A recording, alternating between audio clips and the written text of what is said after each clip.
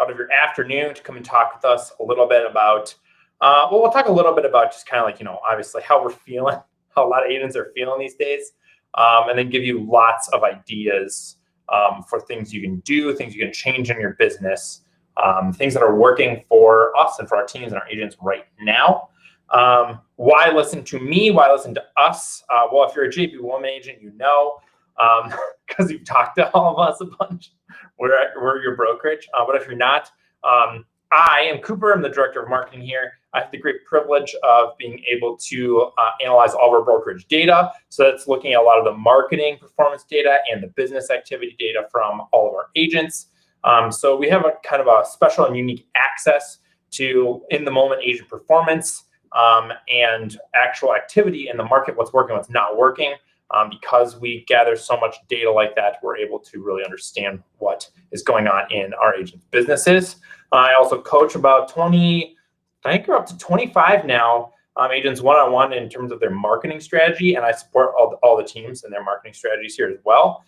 So I get kind of a special insight into what's going on, especially in that world of marketing, both lead gen and managing your sphere.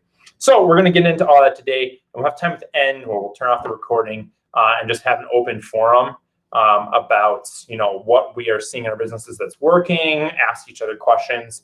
I've got quite a few people on the call. I mean, of course, we'd love to hear from Brian, who's on the call. Riley, if you can stick around, he's the main ISA on the Pomelo team. We'd love to hear from you as well. I know you guys will probably be able to answer some of these questions even better than I will be. So let's get going. So we're going to be talking today about key pivots that we've seen agents do in the last year that are causing them to be very successful right now. And what we're seeing is that a lot of agents are having record years. A surprising number of agents are having record years in one of the most difficult markets in memory. And a lot of agents that in the past few years have been very successful are actually starting to really struggle. Their businesses are slowing down. They're having to work a lot harder to get the same business they've gotten before. So what we'll do first, talk about why you should pivot, talk about some of the differences in the agents that are succeeding and not succeeding that we're seeing right now. We will also then go into specific pivots, specific ideas that you can test on your business, starting off with agents that are newer with smaller spheres, maybe an agent who's a part-time agent. Those things will apply to them the best. Then we'll move on to agents that are more experienced or have larger spheres, and we'll end with some pivots and ideas for agents that are primary working leads, which also includes, a lot of team agents. So first off, why pivot? This is what a lot of us feel like right now, like we're hanging on. I mean, this woman does have a safety rope, but in my mind, it's going the wrong direction. Should be keeping her safe from the top rather than the bottom. But a lot of agents are finding that businesses have just slowed down, obviously during COVID. A lot of us had this faith that 2021 was going to be kind of a resurgence year. There's quite a few agents that's just not the case. It's not what they're feeling. The market is hot, but it's hot in ways that don't make it easier for real estate agents, which sucks. And what we're finding is that a lot of the same things we've been doing, same things that we've been relying on for years to keep our businesses successful, are no longer working. And obviously that's because the market is, kind of seems like you're a tiny little scary looking ninja in the ring with a 500 pounds expert sumo wrestler. You're getting tossed around. Just kind of a crazy story that we heard. I'm going to leave out some key details, obviously, but we had an agent just the other day who had showed a client 70 homes, about 70 homes, working with them for an extremely long period of time. And they finally got an offer accepted, but the offer was accepted while she was in labor having a child. And the customer, I don't know if they texted her, called her, emailed her, basically messaged her and was like, we got to take this. So we're going to find a different agent to close this deal for us.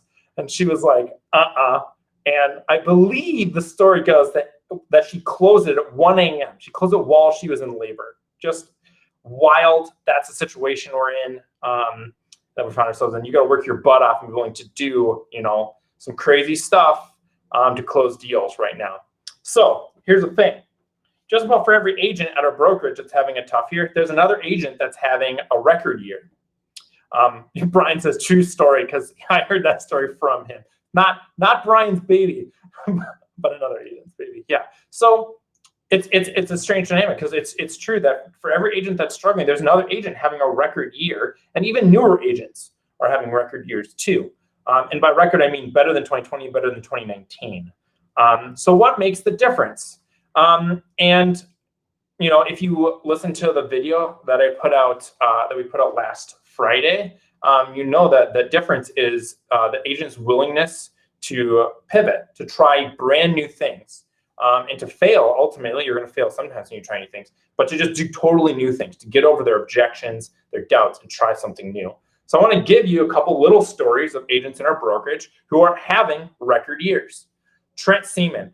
Trent is a newer agent. He's been in the business for a few years. He had a very slow 2020, like many of us did. He has a smaller sphere. But in the last year, Trent has been working his butt off to reinvent his business.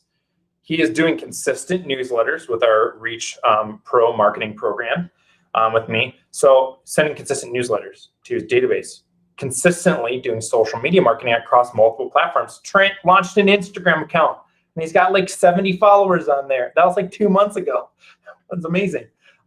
He is doing a ton of open houses and getting clients from them. Awesome work there. And the other thing that I love about Trent, and that is a key part of his success, is that when he's stuck, when he needs something, when he needs help, he asks our staff for help. He asks our coaches for help. He listens to our advice, and he immediately executes it. He has 4 closings in the next month. Phenomenal job, Trent. But you can see he's been doing a lot of new things. He has not been scared to try new things. That's awesome. Oh, by the way, if you have questions, just put them right in the chat whenever you think of them. If they're relevant to what we're talking about, I'll skip over and answer. If not, we'll get to it at the end. Connie, another agent, she came to us last year, to JP1 last year. She had a record 2020. And 2021, she is on pace to absolutely blow that out of the water, like maybe doubling her transactions. And I don't mean like she sold a few in 2020. She sold quite a few transactions in 2020. She's going to probably double it in 2021 to the extent that she is already trying to figure out how to build a team. She's working on bringing other agents on with her. And some of the things she's done the last few years, she took her social media to the moon. She is actually contending with the Troxel team as the #1 social media agent in our brokerage based on actual performance of her social media. She posts at least twice a day. It takes a lot of work. She's also started doing consistent monthly newsletters to her database. And she has a really intense process that she's been following the last year to check in with every single person in her sphere. She does that thing where every month you do a certain number of letters in the alphabet, and she calls them all, does check-ins. She's on track for a record year, even though there are all the marketing complications. She's doing some new stuff. The last group I want to talk about a little bit, and there's some Pomerleau team people on the call. We'd love to hear more from you later, or you can correct me if I'm off on this stuff. But I had a conversation with Riley and Matt from the Pomerleau team, Matt Smith. They basically are in charge of all their outbound and inbound marketing, right? All their campaigns, working their leads, so lead source management, website marketing, all that kind of stuff. What I heard from them, Riley said that this has been the hardest year in his career to buy and convert leads, the hardest year. That's the Pomerleau team, which has an amazing amount of systems and experience doing these things. So imagine how hard it would be to pivot as a single agent working leads. You know what I mean? Like the Pomerleau team is having the hardest year to do this stuff. They're able to successfully do it because what they did is, they're doing cost per lead conversion analysis on their lead sources. They're testing new lead sources, which we'll talk about later today. They've actually found some new lead sources that are kind of diamonds in the rough. And they've shifted to what's working, and they're replacing dried up sources with other sources of leads that are now providing them with a key part of their business. One of the other interesting things that I heard is that for the first time in a while, the Pomerleau team has actually had to get really good at buyers, because it's just, there's just so many buyers in the market. That's what's available. So they've redone a lot of their systems. I think they've even, I've been seeing them ramp up showing assistants too, which is really cool. Because there's so many buyers out there. So they've had to pivot their business strategy, and they're having a good year despite all the challenges because they've been able to pivot into those things. So we're going to talk in depth about some of those things going forward now. But before we talk about some pivots and ideas for people with smaller spheres, the tough news for any and all of you that are struggling right now is that when we know about real estate is you make a change and it generally is going to be about 6 to 9 months before it really starts to pay off, right? There's no magic bullet, magic wand you wave and you just start getting leads that close the next day. You know, if you can get listings, yeah, sure, you know, get listed and it'll sell right away. But, you know, a lot of the buyer stuff is going to take a long time to convert. So you're going to have to buckle down and be ready to go in for the long haul on these new projects that you're trying. The good news is that, you know, we're actually starting to see in our showings data that the competition is starting to loosen up a little bit. I was talking to Britt, who's our office manager, and she processes a lot of like the listings and the closings that come through. And so she gets a really good like minute-to-minute pulse on what's going on with their agents. And she says it feels like it's starting to like ramp up a little bit more, less competition, a little bit easier situation with your listings, you know, easier to get offers accepted, basically. Some of that we know is what happens naturally in the market around 4th of July as a holiday. We're hopeful that that's going to continue to loosen up as we go into the fall market. The other good news is that you're going to leave this webinar today with a ton of ideas, a ton of things that you could potentially try out in your business. And if you want to talk more about them later, you know, just feel free to email us or set a meeting if you're a JP Woman agent. So first, let's talk about some pivots, some new things that agents with smaller spheres can try. And some of these are not new things, they're things you've heard of before, but we find a lot of agents, they kind of turn up their noses when we talk about trying these things because they don't believe they'll work, or they think they don't work anymore. I mean, go talk to Trent, who's doing open houses. He's getting business from them, so obviously it works. Hold some open houses. It is a grind, right? You know, there's this, if you've studied sales strategy, you know, there's this whole concept called go for no, where it's like every no is actually a good thing because it's building up to your conversion rate, right? You know you need a certain number of no's to get to a yes. So you're going to need to keep doing open houses until you can get a client from one because you're going to be getting better at them. But then at some point you'll know, on average, every 4 open houses I do that fit this criteria, you know, certain types of homes, certain, like, you know, they're too busy or they're not busy enough, like that kind of stuff. You'll know how many open houses you need to host to get a client on it, and you'll be able to turn it into a system.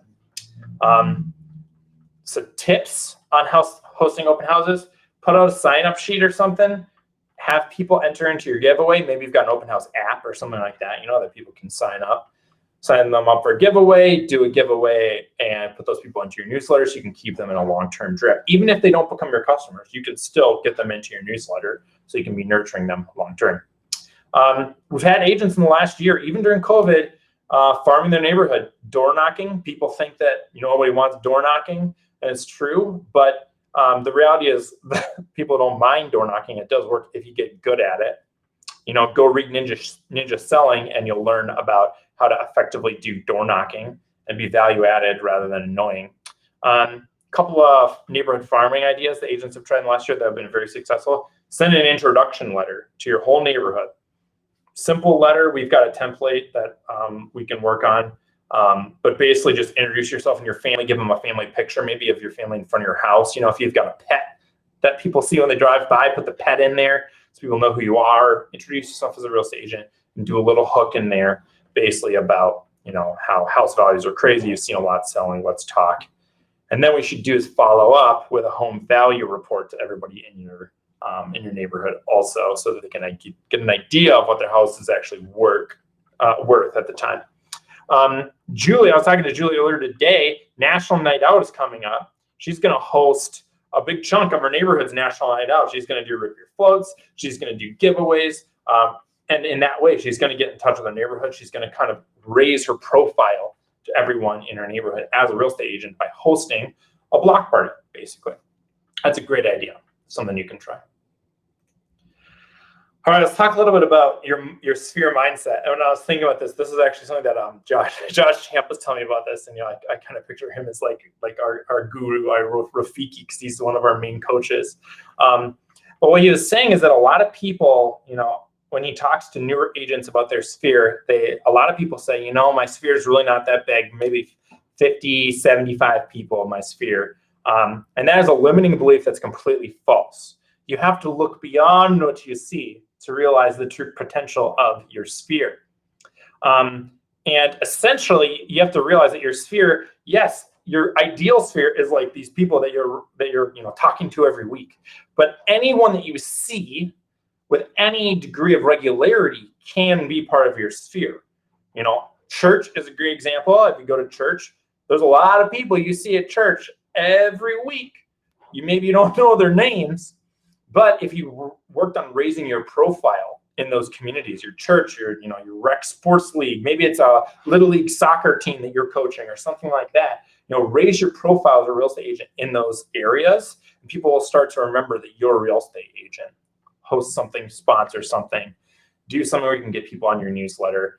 But anyways, you can turn those communities that you're into, turn them into your sphere, right? They don't have to become your friends and your family, but there's people you see every week. If you wave at someone once every other week, right, and they recognize you and they know you're a real estate agent, that's the same as hitting them on Facebook with a like or something like that. Just those micro interactions are a really good way to expand your sphere.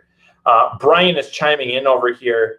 Brian says, if you can combine hosting National Night Out with an open house nearby and door knocking in the neighborhood, yeah, that's like three touches on a lot of your neighborhood in this period of a short time with a follow-up. Brian says you can almost guarantee you'll get a client in the short term and potentially many in the next year. Yep. Layer your lead gen strategies. Get multiple at-bats is what he's saying. Absolutely. So, it's great if you host National Night Out. But if you do that and you've got your realtor sign up there, that's one touch. That's a good quality touch, but it's only one touch, right?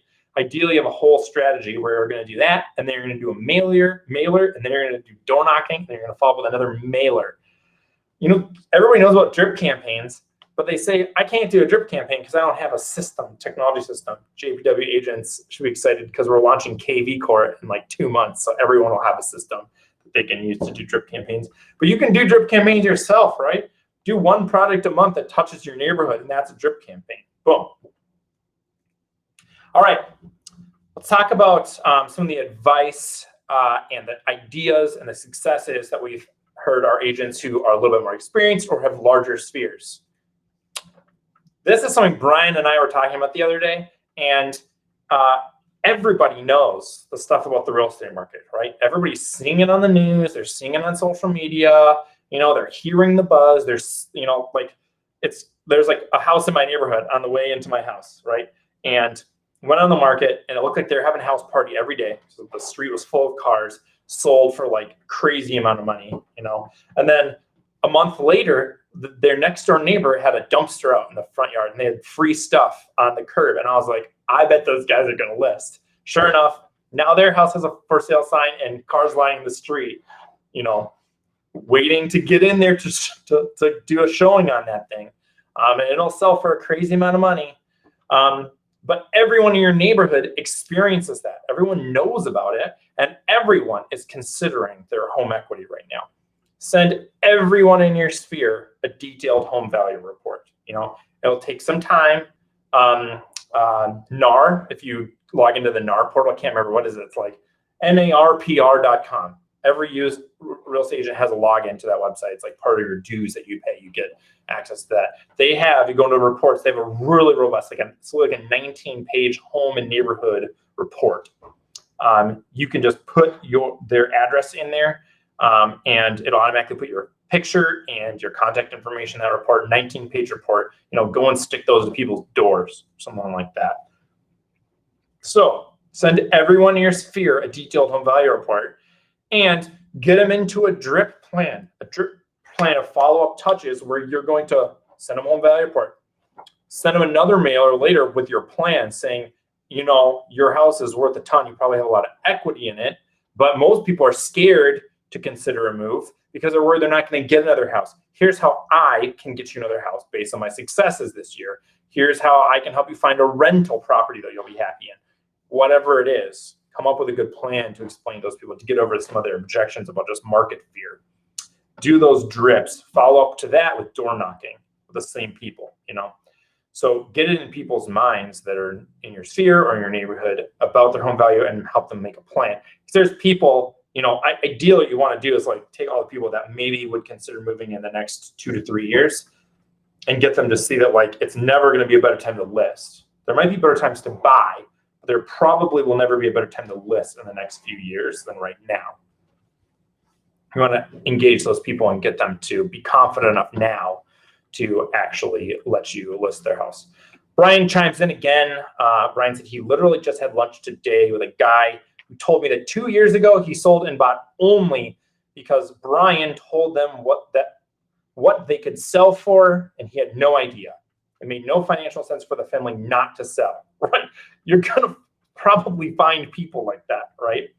Like, it's going to be a wild deal how much equity they have, and it's going to be better for them to cash out and go to a rental or downsize or whatever.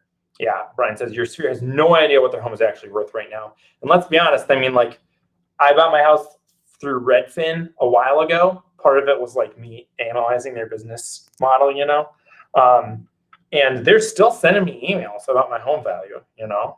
They're still sending me. The second anybody gets into somebody's marketing funnel, they're going to start getting that information. But you want them to be getting it from you, right? Absolutely. Here's something. Maybe it's time for a party. So my wife has this thing, you know, because we have some Scandinavian heritage, and the Swedes do Taco Fridays. Who knew that Scandinavians love tacos?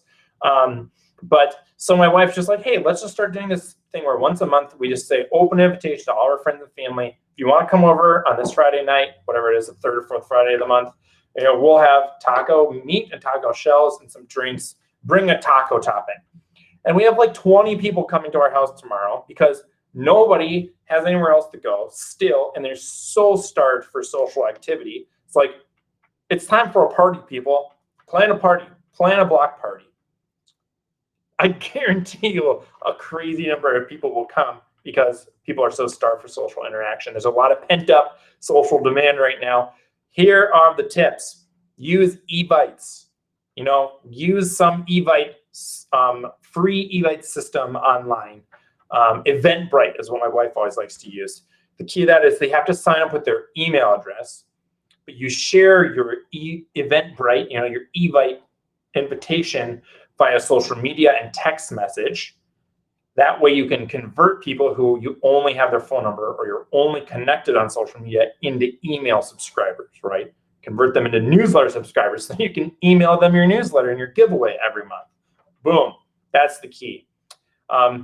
People sleep on the usefulness of Facebook Messenger or direct messaging people on Instagram, you know, or other social medias, but it's actually like perceived as less intrusive as a text or a phone call or an email. So use Facebook Messenger to send people invites to stuff. Super easy to do. You just scroll through your Messenger contact list, which is everybody on Facebook, and every time you get to somebody that you want to invite, just click on them and copy, paste, send. You know, it doesn't take that long. It's barely slower than sending an email. So, time for a party. I asked our broker, Ben Troxel, he and his wife, Angie, also run what is the most successful 100% Sphere business in our brokerage. We're just awesome that our broker is also our like supreme leader expert on doing a Sphere business for real estate. And he said a few things that I thought were really wise about managing transactions right now for your Sphere especially. I also heard some of the same stuff from talking to Dylan Manuel also, who has a really successful real estate business. So 3 things. Number 1, they're both saying that you basically have to be doubling your communication because the process is so stressful and there's so many pitfalls right now with the showings and the offers, you know, and contingencies. Double your communication with your clients and with whoever the other party is, the seller or the buyer on the other side. Double your communication because that'll help you avoid a lot of issues, help you avoid miscommunications or broken expectations.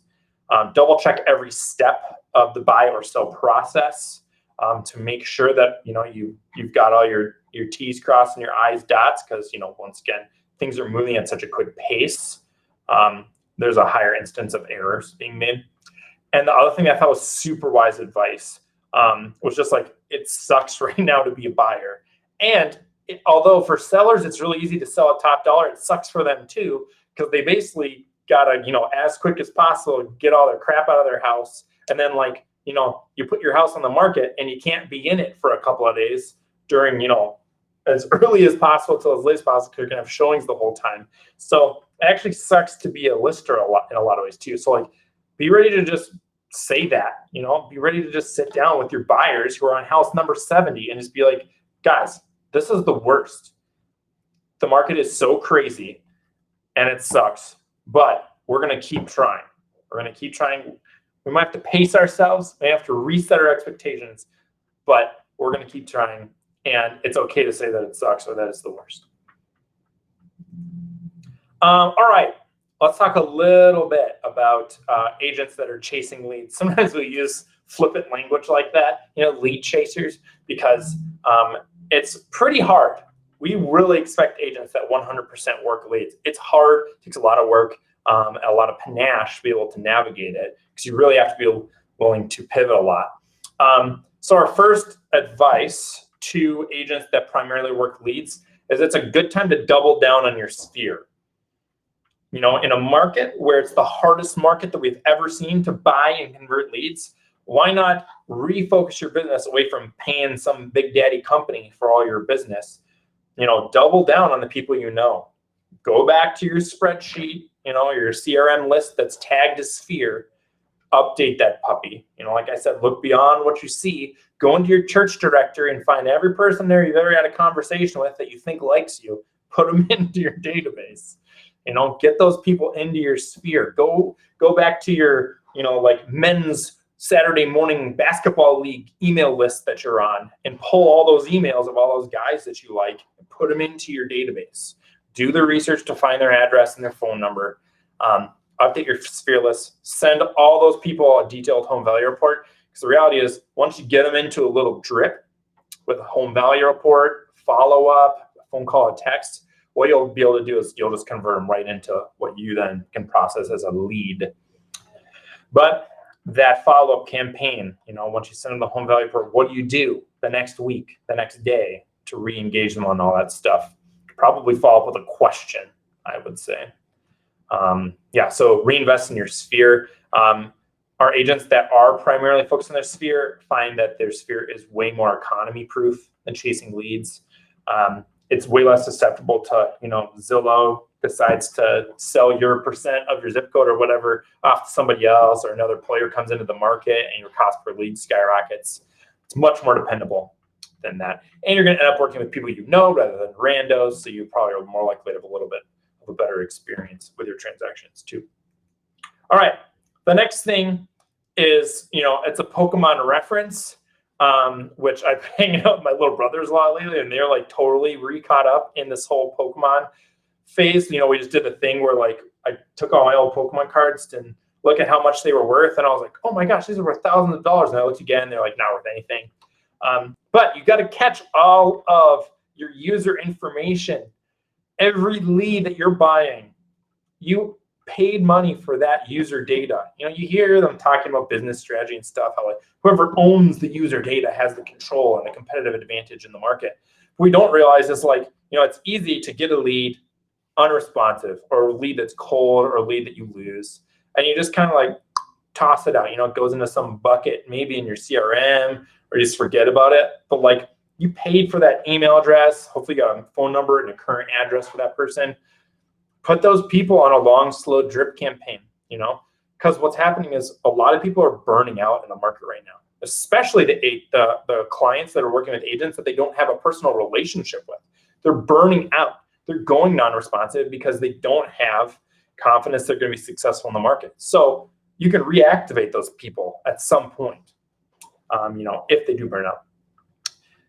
Make sure you're organizing all that information. Work hard right away to get their phone number and their address, right away, so that you don't end up with 1,000 old leads and all you have from is an email address, because that's a big project to fix later on. Get their information now. Make sure there's some kind of a system, a CRM, a spreadsheet. Make sure you're tagging them appropriately so that you can easily find those. Like, okay, those were the crazy hot market of 2021 cold leads. You can go right back to them. Next thing, Google local service ads. This has been one of those diamonds in the rough for the Pomerleau team. Google local service ads is like 3 months old. It came out this spring. They immediately jumped right on it, set up a rocking campaign. Most of the time when you Google search realtors in Maple Grove, boom, they're gonna be right there. 196, perfect score. Look at all that, 10 years in business. Hard to beat that. One of their biggest lead sources right now is Google Order Service Ads. And that's one of those things that I said has kind of supplanted some other lead sources that have just dried up based on the market shifts. So you can sign up. I mean, just Google search Google Local Service Ads, you'll find it. Or you can just go to ads.google.com, blah, blah, blah, set it up there. We have videos. If you go back and look on the hub, JPW, if you go back and look on YouTube, we've done a series of videos on Google Local Service Ads, including how to set them up. The one trick there is you do need to have proof of insurance, and your broker has that proof of insurance for you. So you should just be able to email your broker, or if you're a JPW agent, just email base@jpw.com, and we'll get you that proof of insurance so you can start running Google Local Service Ads. Kind of a word of warning, if you're going to try a new paid lead source, you better be sure that you're going to spend enough money on it and let it run for long enough to actually be able to draw a good conclusion.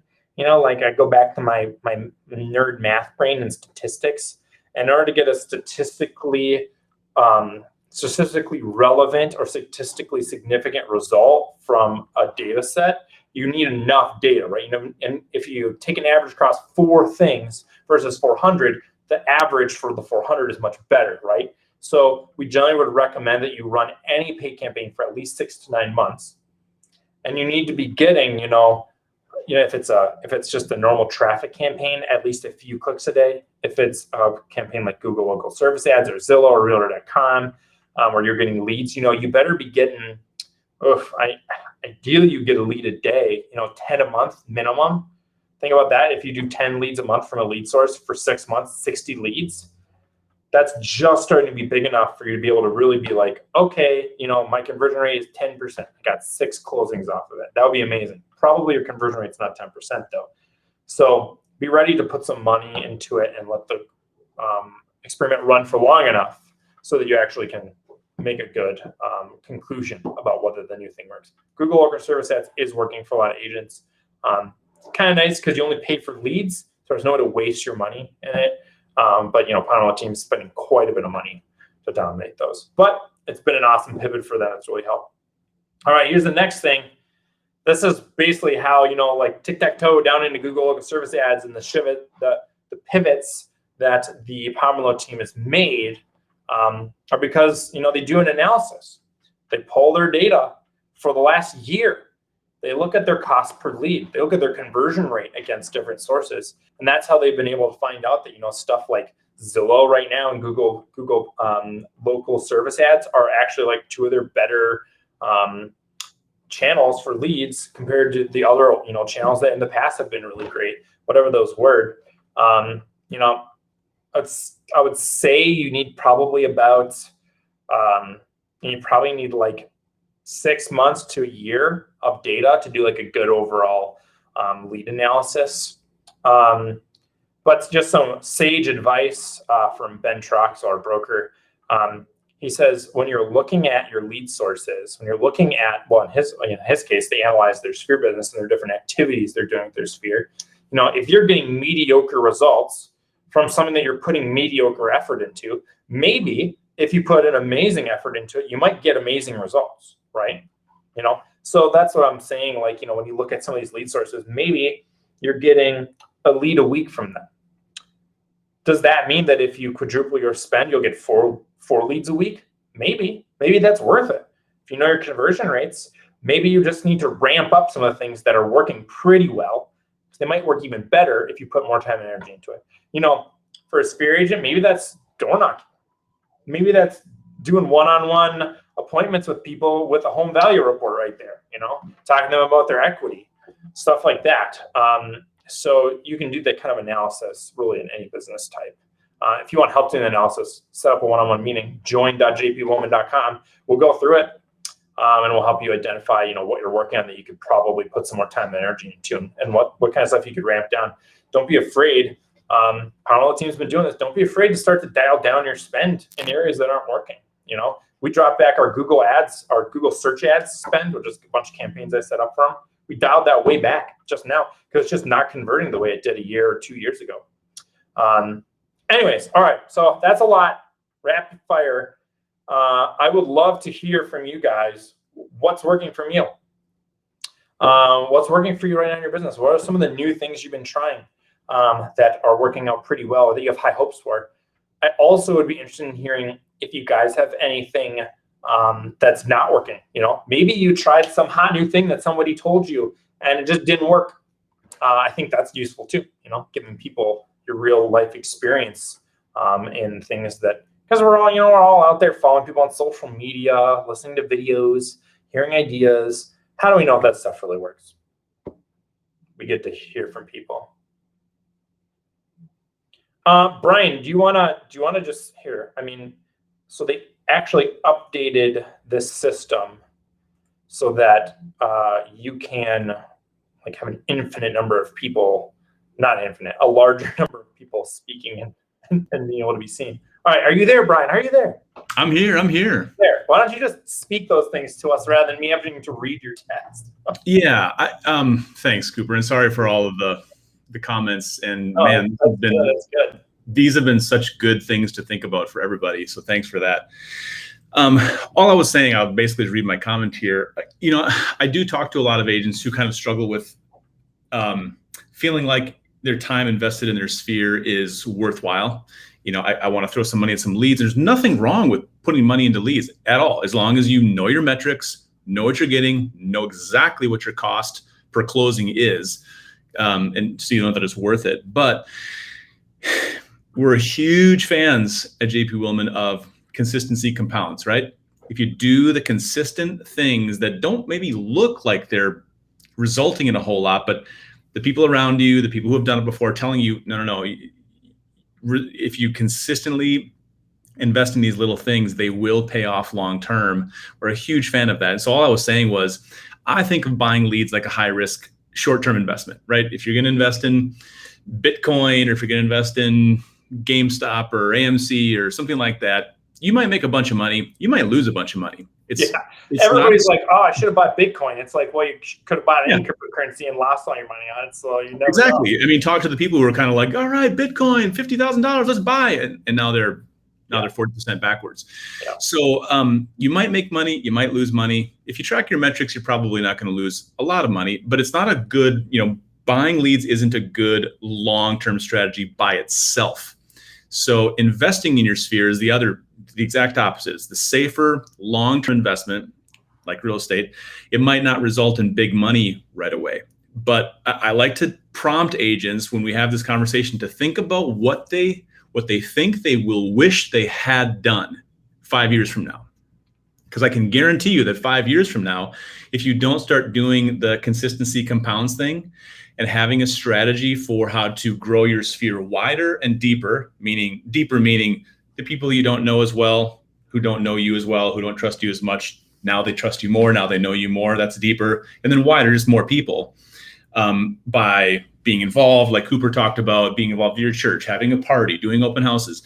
The wider, in 5 years, you will wish that you had invested in your sphere to grow it wider and deeper, because in 5 years, by then you'll have a great sample size of how much business can come from your sphere at very, very little cost. And bonus, if you start investing in your sphere now and do it consistently so that a greater and greater percentage of your business becomes sphere-based business, referrals, whatever, you will enjoy your job that much more.